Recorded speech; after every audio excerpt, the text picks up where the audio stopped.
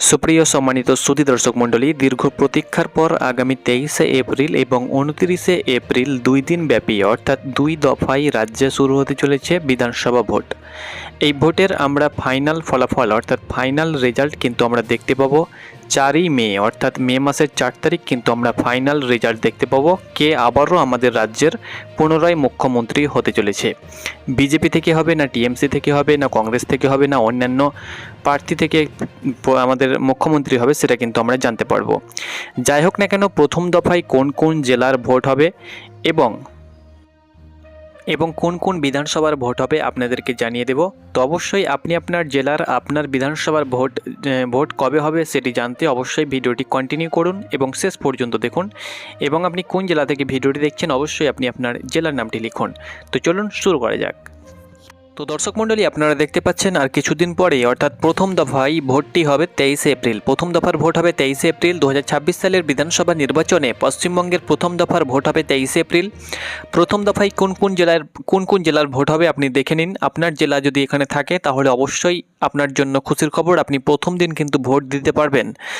এখানে দেখতে পাচ্ছেন 23শে এপ্রিল যেসব জেলার ভোট হতে চলেছে: কুচবিহার, উত্তর ও দক্ষিণ দিনাজপুর, জলপাইগুড়ি, বীরভূম, মালদা, মুর্শিদাবাদ, দার্জিলিং, কালিম্পং, আলিপুরদুয়ার ও পূর্ব ও পশ্চিম মেদিনীপুর, পশ্চিম বর্ধমান, বাঁকুড়া ও পুরুলিয়া, সঙ্গে ঝাড়গ্রাম সহ মোট 152টি বিধানসভায় ভোট হবে প্রথম দিন।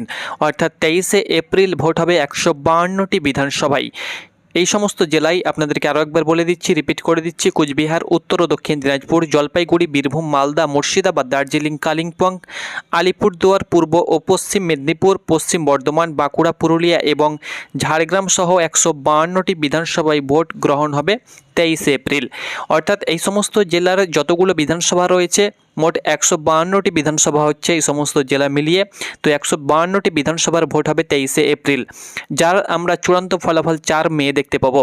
প্রথম দফায় যে সমস্ত জেলার ভোট হবে: উত্তরবঙ্গের কোচবিহার, জলপাইগুড়ি, আলিপুরদুয়ার, দার্জিলিং, কালিম্পং ও উত্তর ও দক্ষিণ দিনাজপুর, মালদা ও মুর্শিদাবাদ এবং রাঢ় বাংলা বা জঙ্গলমহল থেকে বীরভূম, বাঁকুড়া, পুরুলিয়া, ঝাড়গ্রাম, পশ্চিম ও পূর্ব মেদিনীপুর সহ পশ্চিম বর্ধমানের ভোট হবে। 152টি আসনে কিন্তু এই ভোট গ্রহণ শুরু হবে। 4 মে আমরা কিন্তু তার ফলাফল দেখতে পাবো।